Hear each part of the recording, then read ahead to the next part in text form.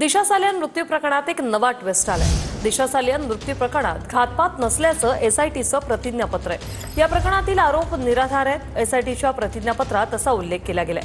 महायुती सरकारने बनवलेल्या एसआयटी कडून आता हायकोर्टात प्रतिज्ञापत्र सादर केले गेले।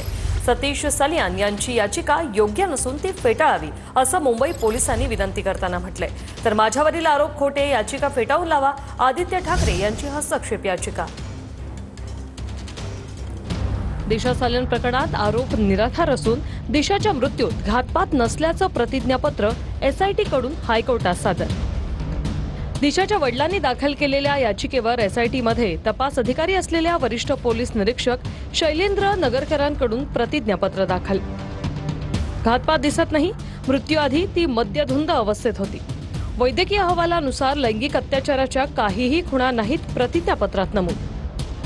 तपास सुरूच आहे, मात्र आरोपांमध्ये तथ्य नसल्याचा खुलासा महायुती सरकारने स्थापन केलेल्या एसआयटीने कोर्टात समोर केलाय।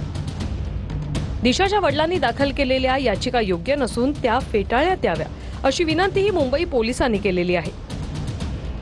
आदित्य ठाकरेंकडूनही या प्रकरणात हस्तक्षेप याचिका दाखल। केवळ आरोप असल्यानेच याचिका फेटाळून लावण्याची विनंती।